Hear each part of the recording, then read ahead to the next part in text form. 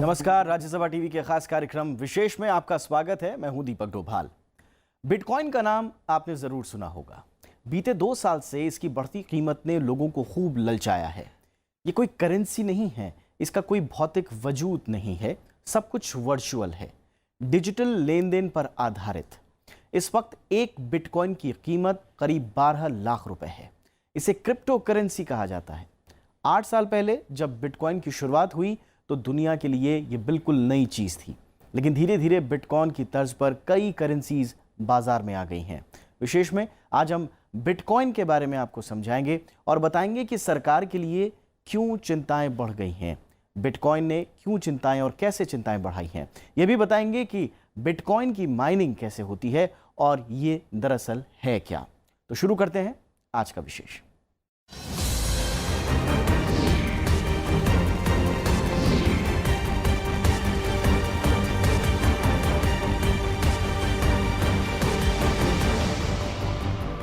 देश में बिटकॉइन की स्थिति तय करने के लिए वित्त मंत्रालय ने एक समिति का गठन किया है। समिति भारत में इसकी दशा दिशा पर सुझाव देगी और आने वाले दिनों में बिटकॉइन पर पाबंदी लगेगी या नहीं लगेगी, समिति इसकी भी पड़ताल करेगी। हाल ही के दिनों में बिटकॉइन की कीमतों में आई भारी उछाल के बाद भारत समेत दुनिया भर की सरकारें सतर्क हो गई हैं।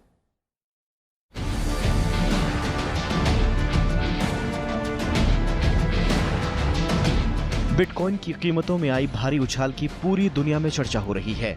बीते 1 साल में इसकी कीमत करीब 21 गुना बढ़ गई।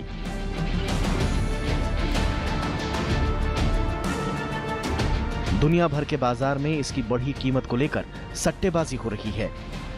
बीते हफ्ते एक बिटकॉइन की कीमत $17,000 को पार कर गई थी। पिछले कुछ महीनों से इसकी कीमत में औसतन 30% की बढ़ोतरी हो रही है। अगर रुपए से तुलना करें तो इस वक्त एक बिटकॉइन की कीमत करीब 12 लाख रुपए है। भारत में बिटकॉइन को लेकर चर्चा तेज होने पर सरकार सतर्क हो गई है। वित्त मंत्रालय ने बिटकॉइन जैसी क्रिप्टो करेंसी को लेकर समिति का गठन किया है। समिति आने वाले दिनों में देश में बिटकॉइन की दशा दिशा पर सरकार को रिपोर्ट सौंपेगी। पिछले कुछ महीनों से बिटकॉइन में बहुत बड़े पैमाने पर तेजी आई है और लोगों ने इसमें बहुत बड़े पैमाने पर निवेश कर रखा है। रिजर्व बैंक ने इसके खिलाफ एडवाइजरी जारी की है। सरकार ने इसको कानूनी रूप देने के लिए एक समिति बनाई है और जो केंद्रीय बैंक है उसने लोगों को आगाह किया है कि बिटकॉइन से बच के रहें, क्योंकि इसमें पैसा सुरक्षित नहीं हो सकता है। केंद्र सरकार को आशंका है कि बिटकॉइन में निवेश के नाम पर देश में ठगी का बड़ा खेल चल रहा है। इसकी लगातार बढ़ रही कीमत पर सरकार ने पैनी नजर टिका रखी है। आशंका इस बात की भी है कि बिटकॉइन के चक्कर में निवेशक कहीं अनजाने में मनी लॉन्ड्रिंग और आतंकवाद से जुड़े कानूनों को न तोड़ दें। भारतीय रिजर्व बैंक और सेबी समेत कई एजेंसियां फिलहाल पूरे मामले की निगरानी कर रही है। आयकर विभाग ने बीते दिनों बिटकॉइन की लेन देन में टैक्स चोरी की आशंकाओं के मद्देनजर एक अभियान चलाया था। IT विभाग की कई टीमों ने बेंगलुरु इन्वेस्टिगेशन विंग की कमांड पर देश के 9 बड़े बिटकॉइन एक्सचेंजों में सर्वे ऑपरेशन किया। बिटकॉइन जैसी वर्चुअल करेंसी को लेकर भारत में कोई नियामक नहीं बना है। ऐसे में बिटकॉइन सर्कुलेशन ने रिजर्व बैंक की चिंता भी बढ़ा दी है। भारत में पिछले कई सालों से ये चल रहा है और भारत में इसके कई सारे एक्सचेंज हैं इसके बिटकॉइन के, और वो कंपनियां इन बिटकॉइंस की खरीद फरोख्त में मदद करती हैं। पिछले 2-3 दिन पहले इनकम टैक्स विभाग ने और केंद्रीय एजेंसियों ने इसमें छापेमारी भी की थी और उन लोगों का पता लगाया था जिन्होंने बिटकॉइन पर बड़े पैमाने पर निवेश किया है। सरकार ने बिटकॉइन जैसी करेंसी को लेकर पहले भी एक समिति का गठन किया। अगस्त में समिति ने वित्त मंत्रालय को रिपोर्ट सौंपी। रिपोर्ट में क्रिप्टो करेंसी को लेकर काफी चिंताएं जताई गई थीं। हालांकि समिति ने 3 महीनों के अध्ययन के बाद कोई ठोस सुझाव नहीं दिए, लेकिन सरकार और रिजर्व बैंक ने समय समय पर इसे लेकर दिशा निर्देश जरूर जारी किए। इस वक्त देश में बिटकॉइन जैसी किसी भी डिजिटल करेंसी को कानूनी दर्जा हासिल नहीं है। लिहाजा रिजर्व बैंक का कहना है कि कोई भी निवेशक अगर बिटकॉइन की लेन देन करता है तो इसमें हुए फायदे नुकसान की जिम्मेदारी खुद उसकी होगी। एक सेंट्रल कंट्रोलर इसमें है ही नहीं, तो बिटकॉइन ऐसे ही काम करता है। इसीलिए इसको ट्रैक करना थोड़ा मुश्किल हो जाता है, क्योंकि हर आदमी बराबर से ओन करता है और एक ट्रांजैक्शन होने के बाद पिछली ट्रांजैक्शन तो ख़त्म हो गई, तो उसको ट्रैक करना, पीछे के बैकवर्ड ट्रांजैक्शंस बहुत मुश्किल हो जाते हैं। तो इसीलिए बिटकॉइन के लिए अब एक नया फिनोमेना जो चिंता मार्केट में आने लगी है और गवर्नमेंट्स को आने लगी है कि ये ब्लैक मनी या टेररिस्ट मनी का भी एक स्रोत बन सकता है। सरकार के सामने एक चुनौती भी है कि बिटकॉइन में अगर कोई निवेश करता है तो निवेश करने के बाद उसमें जो उसको मुनाफा होता है उस मुनाफे में कैसा टैक्स लिया जाए। दो तरीके के टैक्स हो सकते हैं। एक टैक्स होता है कैपिटल गेन, जो नॉर्मली शेयर मार्केट में होता है, एक शॉर्ट टर्म एक लॉन्ग टर्म, और एक होता है कि जहाँ पर बिजनेस इनकम है, बिजनेस इनकम में ज़्यादा टैक्स लगता है। तो क्या इसको बिजनेस इनकम माना जाए या इसको कैपिटल गेन माना जाए? और अगर सरकार इसको टैक्स के तौर पर मान्यता देती है तो फिर इसको गैरकानूनी कैसे बोला जाएगा? भारत समेत दुनिया के कई देशों में सरकार अब क्रिप्टो करेंसी को लेकर कानून बनाने की कोशिश में है। अमेरिका में डिजिटल करेंसी को मनी लॉन्ड्रिंग कानून की जद में लाने पर चर्चा तेज है। आने वाले दिनों में अमेरिका क्रिप्टो करेंसी पर टैक्स भी लगा सकता है, लेकिन डिजिटल करेंसी से जुड़े लोग ऐसे कानून का तीखा विरोध कर रहे हैं। क्रिप्टो करेंसी की बढ़ी कीमत के बाद अमेरिका में भी समिति का गठन किया गया है। वहीं एशिया के कई देशों में भी इसको लेकर कानून बनाने की मांग हो रही है। इन सब चर्चाओं के बीच GMO इंटरनेट नाम की एक जापानी कंपनी ने ऐलान किया है कि फरवरी 2018 से वो अपने कर्मचारियों को बिटकॉइन में भी भुगतान करेगी। GMO इंटरनेट नाम की कंपनी वेब, वित्त और ऑनलाइन विज्ञापन के व्यवसाय में है। इस ऐलान के बाद 4000 कर्मचारियों वाली इस कंपनी की पूरी दुनिया में चर्चा हो रही है। लीना शर्मा के साथ ब्यूरो रिपोर्ट, राज्यसभा टीवी। कीमत उछली तो बिटकॉइन को लेकर पूरी दुनिया में चर्चा होने लगी। दुनिया भर की सरकारें सतर्क हो गईं। कहीं इसे प्रतिबंधित करने की मांग उठ रही है तो कहीं बिटकॉइन जैसी करेंसी को बढ़ावा देने की मांग हो रही है। जापान बिटकॉइन को वैध करेंसी मानता है। चीन में बिटकॉइन एक्सचेंज की एक बड़ी कंपनी ने ऐलान किया कि अगले 30 सितंबर से वो बिटकॉइन में लेन देन नहीं करेगी। दुनिया के हर कोने से बिटकॉइन को लेकर तरह तरह की खबरें आ रही हैं, लेकिन आज भी ज्यादातर लोग ये नहीं जानते कि बिटकॉइन दरअसल क्या है। इंटरनेट की दुनिया में कई ऐसी चीजें हैं जिनका भौतिक वजूद नहीं होता। इंटरनेट पर लोग क्रिकेट खेलते हैं, लेकिन वो वर्चुअल होता है। वीडियो गेम में कोई यूजर बड़ा मुक्केबाज भी बन जाता है, लेकिन मुक्केबाजी का सारा हुनर कंप्यूटर में कैद रहता है। इंटरनेट ने दुनिया को बदल कर रख दिया है। धीरे धीरे असली और आभासी दुनिया का अंतर कम होता जा रहा है। पैसों का डिजिटल लेन देन तो पूरी दुनिया में काफी पहले से आम है, लेकिन अब धीरे धीरे डिजिटल करेंसी भी वजूद में आने लगी है। ये ऐसी करेंसी होती है जो भौतिक रूप से मौजूद नहीं होती, लेकिन उस करेंसी का मूल्य होता है। बिटकॉइन ऐसी ही वर्चुअल या क्रिप्टो करेंसी है। बिटकॉइन एक, आप इसको समझ सकते हैं कि डिजिटल करेंसी है, एक आभासी करेंसी है जिसमें लोग ऑनलाइन डील करते हैं, लेकिन ये करेंसी नहीं है। करेंसी होने के लिए उसको किसी देश की रिजर्व बैंक की या अंतर्राष्ट्रीय स्तर पर मान्यता होनी चाहिए। तो ये एक कोई करेंसी नहीं है, ना ही इसका कोई एक्सचेंज रेट है, और इसके जो रेट घटते बढ़ते हैं वो डिमांड और सप्लाई के आधार पर घटते बढ़ते हैं, क्योंकि जो बिटकॉइन की संख्या है वो संख्या सीमित है। करीब 9 साल पहले जनवरी 2009 में बिटकॉइन की शुरुआत हुई। ये किसने बनाई कोई नहीं जानता। बिटकॉइन की शुरुआत करने वाले व्यक्ति को पूरी दुनिया सातोशी नाकामोतो के नाम से जानती है, लेकिन इस नाम के किसी व्यक्ति को आज तक किसी ने नहीं देखा। कुछ लोगों का मानना है कि सातोशी नाकामोतो किसी एक व्यक्ति का नाम नहीं है, बल्कि बिटकॉइन की शुरुआत करने वाला समूह खुद को इस नाम से पुकारता है। कुछ लोगों का यह भी कयास है कि सातोशी नाकामोतो एक वास्तविक नाम है और वो जापान के किसी शहर में छुप कर रहता है। इंटरनेट पर सातोशी नाकामोतो की उम्र 42 साल बताई गई है। यानी बिटकॉइन जितना रहस्यमयी है, उतना ही रहस्य इस बात में भी है कि इसे सच में किसने शुरू किया। किसी को नहीं पता ये किसने निजात किया। और इसकी सबसे बड़ी, इसकी जिसको क्रिप्टो करेंसी बोलते हैं, क्रिप्टो मतलब छुपी हुई चीज़ है ये। तो इसके सब कुछ इनक्रिप्टेड है, किसी को नहीं पता, ये ब्लॉकचेन पे चलता है। किसी को नहीं पता किसने बनाया।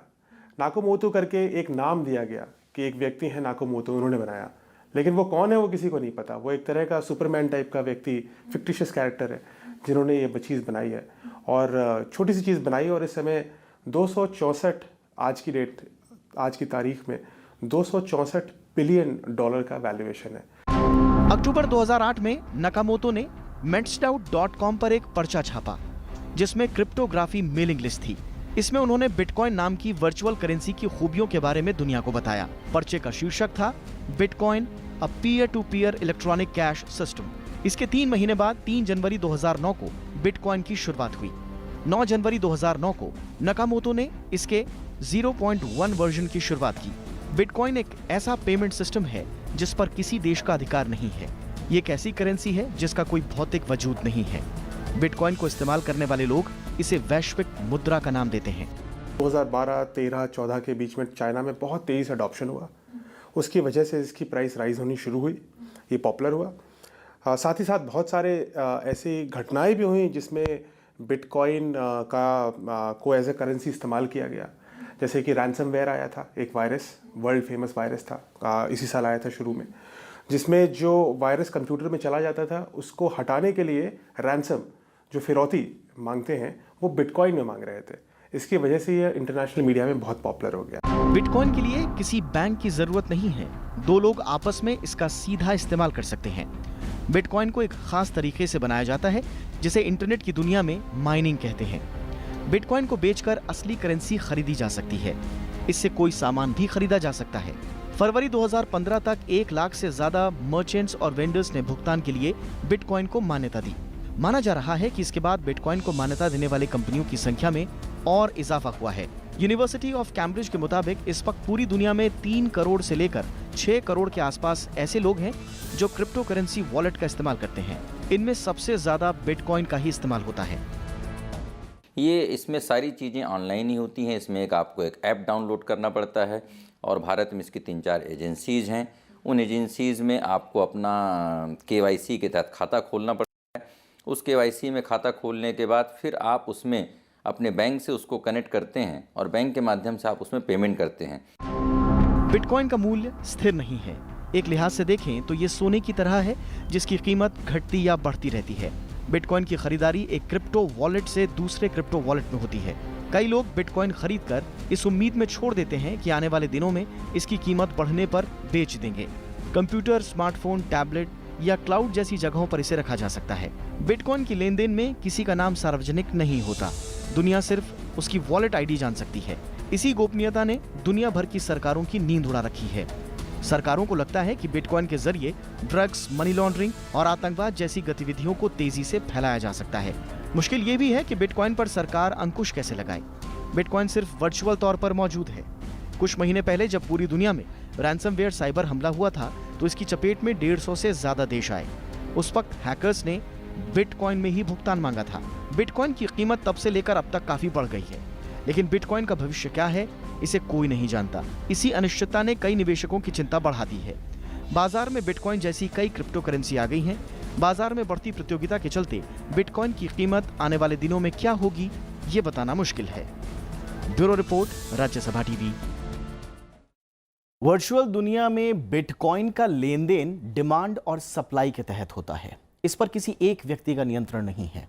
अब सवाल ये उठता है कि बिटकॉइन बनता कैसे है। बिटकॉइन बनाने के इस तरीके को माइनिंग कहा जाता है।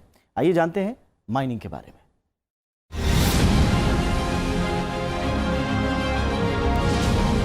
क्रिप्टो करेंसी बिटकॉइन से जुड़ा सबसे महत्वपूर्ण टर्म है माइनिंग। इंटरनेट के आभासी संसार यानी वर्चुअल वर्ल्ड में बिटकॉइन बनाने की प्रक्रिया को बिटकॉइन माइनिंग कहते हैं। जैसे खुदाई यानी माइनिंग से धरती के भीतर छिपे खनिजों को खोजा जाता है, ठीक उसी तरह इंटरनेट पर माइनिंग के जरिए बिटकॉइन निकाले जाते हैं। माना जाता है कि वर्चुअल दुनिया में सिर्फ 21 करोड़ बिटकॉइन ही उपलब्ध हैं और इनमें से अब तक 1 करोड़ बिटकॉइंस बनाए जा चुके हैं, यानी 1 करोड़ बिटकॉइंस की माइनिंग की जा चुकी है। अब सवाल यह है कि बिटकॉइन माइनिंग कैसे की जाती है। बिटकॉइन माइनिंग दरअसल 2 तरह की होती है, एक सोलो यानी अकेले और दूसरी पूल यानी ग्रुप माइनिंग। सोलो माइनिंग के लिए कोई भी व्यक्ति अकेले माइनिंग करता है, लेकिन उसके लिए उसे बेहद शक्तिशाली कंप्यूटर की जरूरत होती है और इसमें काफी खर्च भी आता है। जबकि पूल माइनिंग में आप किसी ग्रुप से जुड़ जाते हैं और बहुत सारे कंप्यूटर एक पूल बनाकर माइनिंग करते हैं। माइनिंग के लिए आपको एक वर्चुअल वॉलेट या बटुआ बनाना होता है जिसमें आप अपना पैसा पाएंगे और उसके लिए आपको एक एड्रेस भी जनरेट करना होता है।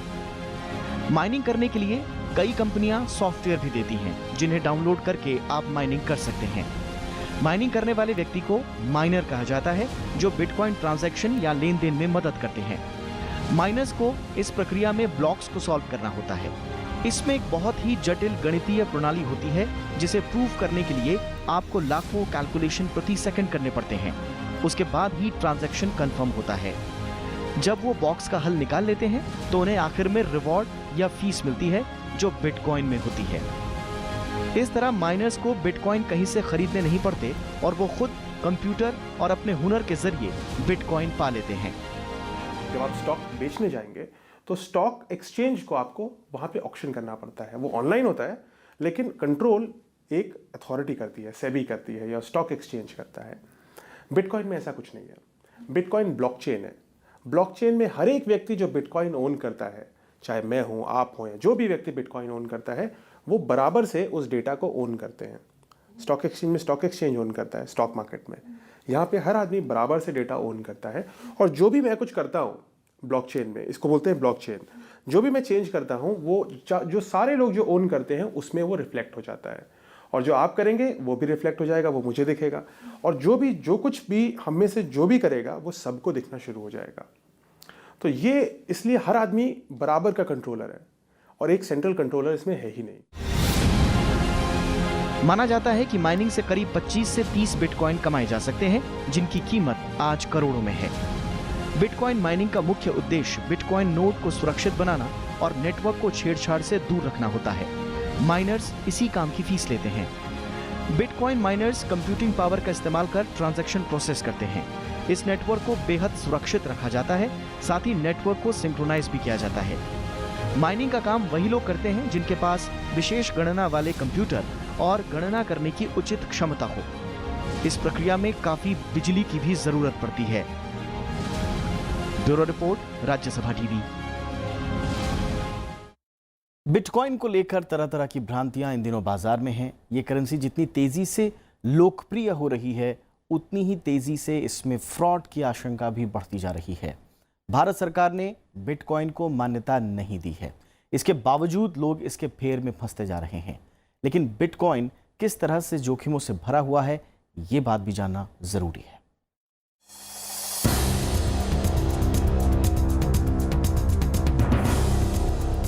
बिटकॉइन की रातों रात बढ़ती कीमत ने कई लोगों को कर दिया है। पेशेवर निवेशकों के साथ साथ ये आम आदमी के लिए बेहद आकर्षक हो गया है। जिन्होंने बिटकॉइन नहीं खरीदा वो पछता रहे हैं कि समय पर अगर उनके पास ये करेंसी होती तो आज वो करोड़पति होते। लेकिन जिनके पास बिटकॉइन है वो इस बात से परेशान है कि इसके भविष्य की गारंटी कोई एजेंसी नहीं ले रही। अगर बिटकॉइन अचानक बंद हो गया तो खरीदारों का सारा पैसा डूब जाएगा। दरअसल उनकी आशंकाएं जायज हैं। जानकार मानते हैं कि निवेशक इससे जुड़ी तकनीकी जानकारी रखे बिना और जोखिम का आकलन किए बगैर ही इसकी तरफ आकर्षित हो रहे हैं, जो उनकी जमा पूंजी रातों रात स्वाहा कर सकता है। पिछले साल ही जो सबसे बड़ा क्रिप्टो करेंसी एक्सचेंज था जहाँ पे बिटकॉइन खरीदी और बेची जाती थी, जापान बेस था, उसने डिक्लेयर किया था कि हमारे यहाँ बहुत बड़ा डेटा थेफ्ट हो गया, जिसकी वजह से $450 मिलियन वर्थ ऑफ बिटकॉइन ख़त्म हो गए। अब $450 मिलियन का मतलब होता है करीब 3000 करोड़ रुपए। 3000 करोड़ रुपए एकदम से ख़त्म हो गए क्योंकि डेटा की चोरी हो गई। अभी 6-7 तारीख को स्कैंडिनेविया का एक और बिटकॉइन एक्सचेंज के साथ डेटा थेफ्ट की इशू हुई, जिसमें करीब 200-300 करोड़ का नुकसान हुआ। ये सोचना आसान है कि ये 5-6 गुना बढ़ जाएगा, लेकिन ये एकदम औंधे मुँह गिर भी सकता है क्योंकि ये डिजिटल करेंसी है, कोई कंट्रोल नहीं है, कोई स्टेट गारंटी नहीं देता। बिटकॉइन में निवेश से जुड़े कई जोखिम हैं। बिटकॉइन दरअसल एक मार्केट बबल की तरह है जो कभी भी आपकी पूंजी शून्य कर सकती है। बिटकॉइन कौन चलाता है इसका कोई पता नहीं। मान्यता नहीं होने के कारण अगर आपका पैसा डूबता है तो इसकी शिकायत आप कहीं नहीं कर पाएंगे। इससे जुड़े निवेश के जोखिम का असर भारत की अर्थव्यवस्था पर भी पड़ सकता है। लेकिन बिटकॉइन में सिर्फ निवेश को लेकर ही जोखिम नहीं है, बल्कि जानकार इसे पर्यावरण के लिए भी नुकसानदेह मानते हैं। बिटकॉइन माइनिंग में बहुत ज्यादा ऊर्जा की खपत होती है। अनुमान है कि हर बिटकॉइन ट्रांजैक्शन के लिए 237 किलोवाट बिजली की खपत होती है। यही नहीं, इससे 1 घंटे में बोइंग 747 के बराबर 92 किलो कार्बन निकलता है, जो पर्यावरण के लिए सीधा खतरा है।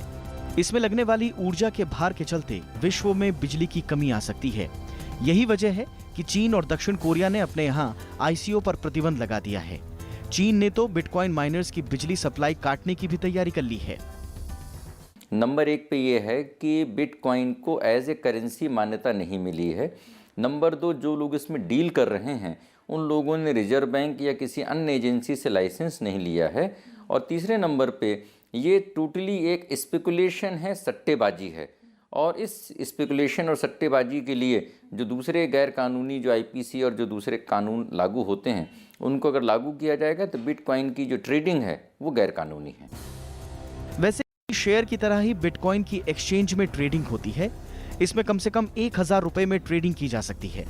भारत में 10 से ज्यादा एक्सचेंज में बिटकॉइन की ट्रेडिंग होती है, लेकिन ये बेहद जोखिम भरा है। और अगर आप सोच रहे हैं कि इसमें छिपकर ट्रेडिंग की जा सकती है तो आप गलत हैं, क्योंकि इसमें निवेश के बाद जब आप इसे बेचने जाएंगे तो आपको स्लैब के हिसाब से टैक्स देना होगा।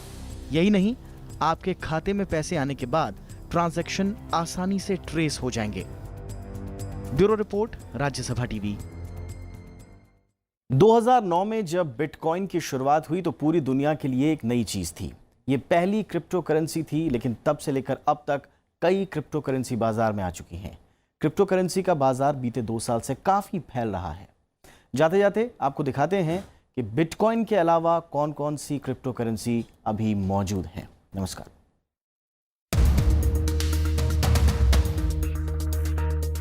बिटकॉइन की तर्ज पर अभी कई क्रिप्टो करेंसी बाजार में आ गई हैं। 2011 में लाइटकॉइन की शुरुआत हुई। गूगल के पूर्व इंजीनियर चार्ली ले ने इसे बनाया। ये काफी हद तक बिटकॉइन से मिलता जुलता है, लेकिन लेन देन की प्रक्रिया बिटकॉइन से तेज है। हजारों मर्चेंट ने इसे मान्यता दे रखी है। क्रिप्टो करेंसी की दुनिया में एक कहावत मशहूर है कि अगर बिटकॉइन सोना है तो लाइटकॉइन चांदी। सॉफ्टवेयर के इस्तेमाल से धीरे धीरे और भी करेंसी बनने लगी। साल 2015 में इथेरियम की शुरुआत हुई। 2014 में जब इसकी प्री सेल की घोषणा हुई तो लोगों ने इथेरियम में काफी दिलचस्पी दिखाई। इसको चलाने के लिए ईथर नाम की क्रिप्टोग्राफिक टोकन प्लेटफॉर्म है। 2016 में साइबर हमले के बाद ये 2 हिस्सों में बढ़ गया। अब ये इथेरियम के अलावा इथेरियम क्लासिक नाम से भी मौजूद है। मोटे तौर पर इसका कुल बाजार मूल्य $4150 करोड़ का है। मूल्य के मामले में ये बिटकॉइन के बाद दूसरी सबसे बड़ी करेंसी है। साल 2016 में जेड कैश नाम की क्रिप्टो करेंसी अस्तित्व में आई। जेड कैश का दावा है कि अगर बिटकॉइन पैसों के लिए HTTP है तो जेड कैश खुद HTTP है। जेड कैश का लेन देन ज्यादा पारदर्शी है। लेन देन का पूरा ब्यौरा ये ब्लॉक चेन पर छापती है, लेकिन इसमें व्यक्तियों के नाम नहीं होते। हाल के महीनों में इस तरह की नई क्रिप्टो करेंसी बनकर तैयार हो रही है। डैश नाम की करेंसी और ज्यादा गोपनीयता का दावा करती है। जनवरी 2014 में डार्क कॉइन नाम से इसकी शुरुआत हुई। इवन डफील्ड की बनाई इस करेंसी को CPU या GPU के जरिए माइन कर सकते हैं। मार्च 2015 में डार्क कॉइन का नाम बदलकर डैश कर दिया गया। रिपल नाम की क्रिप्टो करेंसी भी आजकल खूब लोकप्रिय हो रही है। इसकी खासियत है कम कीमत पर रियल टाइम अंतर्राष्ट्रीय भुगतान। 2012 में शुरू हुई इस करेंसी का अनुमानित बाजार मूल्य $126 करोड़ का है। रिपल के इस्तेमाल के लिए माइनिंग की दरकार नहीं होती, इसलिए इसे वो लोग भी इस्तेमाल करते हैं जो कंप्यूटर में माहिर नहीं है। इसके अलावा मोनेरो और बॉटम लाइन जैसी करेंसी भी चलन में है। Bureau report, Rajya Sabha TV.